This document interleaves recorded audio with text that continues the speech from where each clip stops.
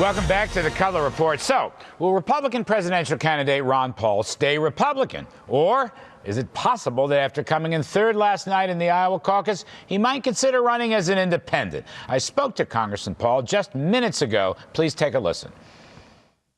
We welcome back to the show Texas Congressman Ron Paul, who finished a close third in the Iowa presidential caucus last evening. Dr. Paul, welcome back, sir. We appreciate your time.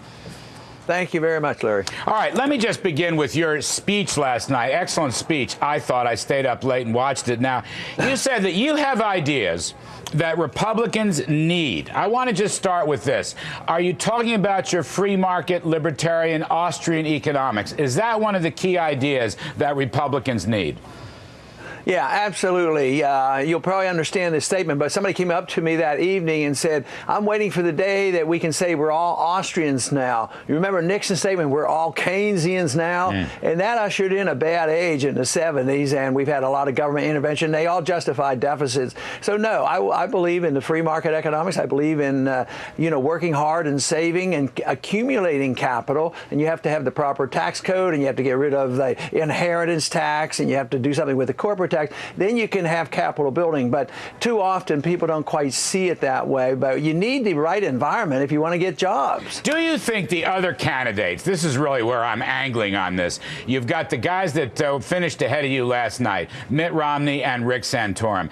In your judgment, in all honesty, do they understand the brand of free market economics that you are advocating?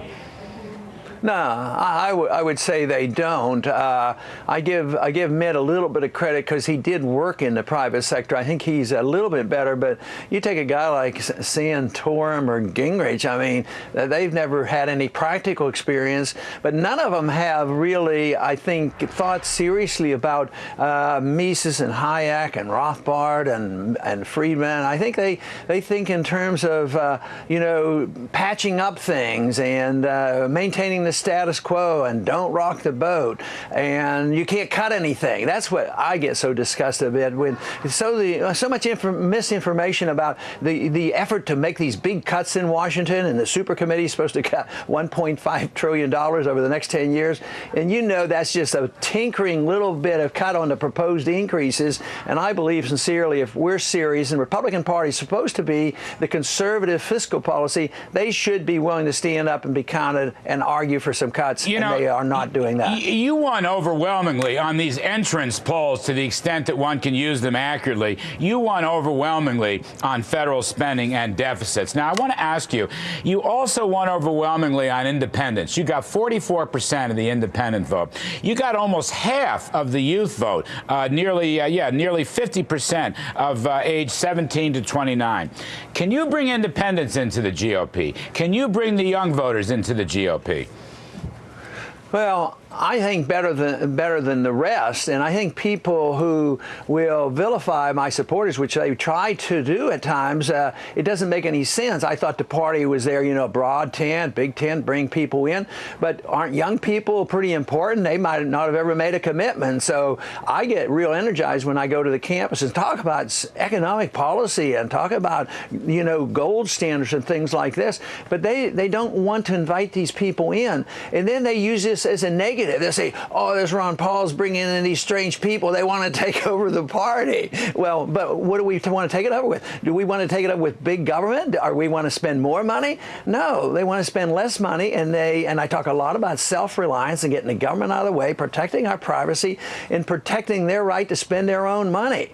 And then there's a hesitation for Republican leaders to welcome people like that in. But I do have to admit, things are changing. I think we've made some inroads. 4 years ago was much worse than now. Well, but I think we're getting a little bit of respect now that they should open their doors to these young people and the independents. Well, let me just ask, does this presuppose that you want to improve the Republican Party? Will you stay a Republican, sir? It's a big question. You're running strong. Will you go third party, or will you stay Republican? I have no intention of doing that. I mean, I think right now I'm doing so well. Why would I even think about it? And they asked me this question, the last go around. I kept saying the same thing. I have no plans to it, no intention to it. And I guess that's one teeny little bit of not, signing an oath, of saying, I absolutely promise on put my hand on the Bible. But I have no plans to do that. No, I think the place where I've operated in the Libertarian Party for 1 year. The laws are so biased against the third party movement that I have opted out. I was raised in a Republican family. I was elected 12 times to Congress as a Republican. And I think at least their rhetoric is better. I'm not convinced, when they get in charge, they end up passing prescription drug programs, doubling the size of the Department of Education, and they never hold up back on foreign aid. Was that Senator Santorum? Are you pinning Senator Santorum with that? Yeah, he's voted for all this stuff, and he can't. Technically, he is not. He's a typical big government conservative Republican, and not really conservative. He's just a big government Republican, but he masquerades as one. But I don't think he really, like you said, the polling last night showed that people knew me to be the fiscal conservative, and they voted for him for other reasons. It was more the social issues. Just last one, sir. The note of discord between you and the GOP, or the major note. Last evening in your speech, you called yourself a Robert Taft Republican, I think was the right phrase, which, of course, is an isolationist Republican. Now, as you know, Romney and Santorum and Gingrich are slamming you, particularly on Iran and the nuclear threat and the terrorist threat that they pose. Can you reconcile your Bob Taft isolationism with their attacks on you? You're going to go into more debates coming up this week. How does that work, and how do you stay in the GOP with that? Well, I think it's rather easy intellectually. Emotionally, they have some problems because that's what the Republican Party used to talk about. But I don't use the word isolation. That turns people off. I want to be a non-interventionist. Matter of fact, I'm a free trader. I don't like sanctions. I don't want to put sanctions on anybody. Some people who criticize my foreign policy said I'm an isolationist, but they're the very first ones who want to put on tariffs and interfere with trade. I'm the one that's championed free trade with Cuba, open up trading and travel to Cuba.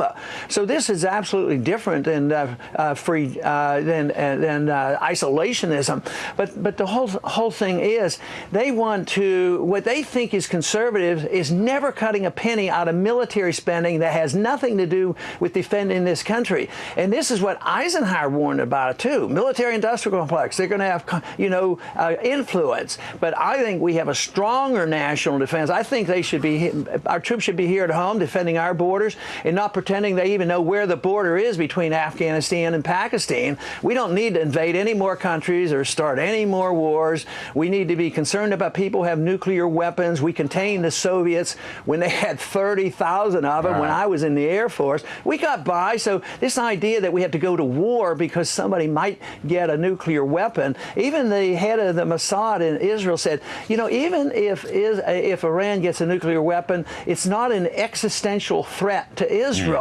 So we should pay attention to the debate that's going on in Israel as well. All right. Thank you, sir. We didn't even have a chance to have some fun with the Federal Reserve and their new interest rate targets. I know last night you called for a new monetary system, including gold. I'd say God bless on that one. You know that.